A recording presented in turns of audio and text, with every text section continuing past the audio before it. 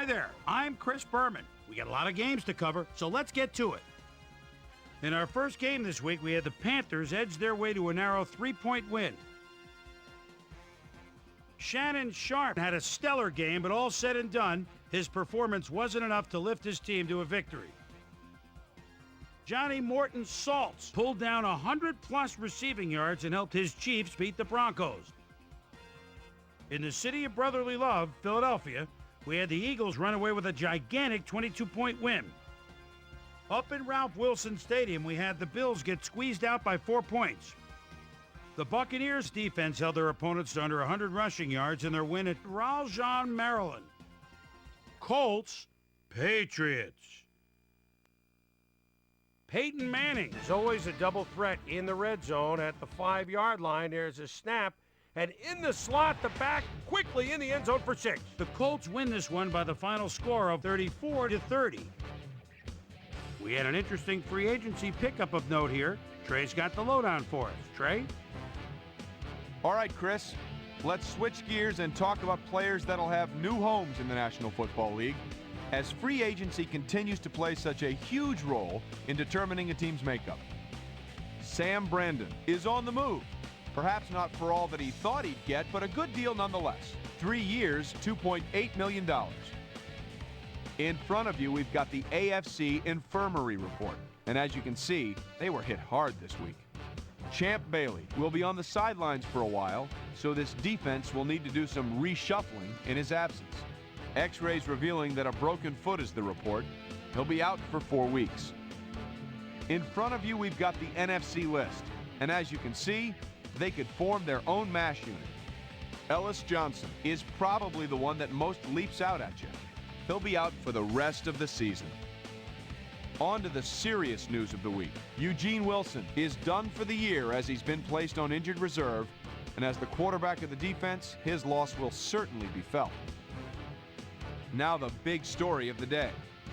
Ty Law is going to find himself on the shelf, and that will be a major blow to his team. So that'll do it for now. Chris, let's send it back to you. The Rams won at home, but will take to the road next week to meet the Falcons. We had a big trade also of note here. Trey's got the lowdown for us. Trey? We'll shift gears now just a little and have a look at a few trades that should certainly be of interest. Bertrand Berry leaves the Cardinals and will be on his way to the Panthers. So he should be a great addition to that defensive line from his slot as an outside pass rusher. In exchange, they'll get someone to beef up their roster. Stephen Davis will step into a role that might suit him perfectly as he'll look to make an impact out of the backfield. Hines Ward had a stellar game, but all said and done, his performance wasn't enough to lift his team to a victory. Titans, Dolphins. Patrick, yes, I'm certain, is set in his own territory, and he'll get the punt at the 40. He's going to break a tackle right there, and look at him go. He could go all the way. 60-yard touchdown. The Dolphins win this one by the final score of 23-10. Chad Pennington went to the end zone 4 times and helped his Jets beat the Bengals. Deep in Cajun country in New Orleans, we had the Saints get nipped by 3 points. Up in Chicago, we had the Bears come away with a decisive 10-point win. The Texans' defense held their opponents to under 100 rushing yards in their win at Reliant Stadium. The Cowboys won on the road and will now head home to meet the Browns. Ravens, Browns. Travis Taylor is in his own territory, but he's got a lot of room to run. We know about his speed. There's a couple of moves. Oh, boy! The defense overlooked him. He could go all the way.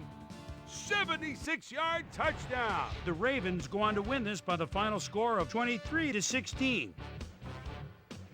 So, as usual, plenty of surprises around the NFL. And heck, we just got into week 1.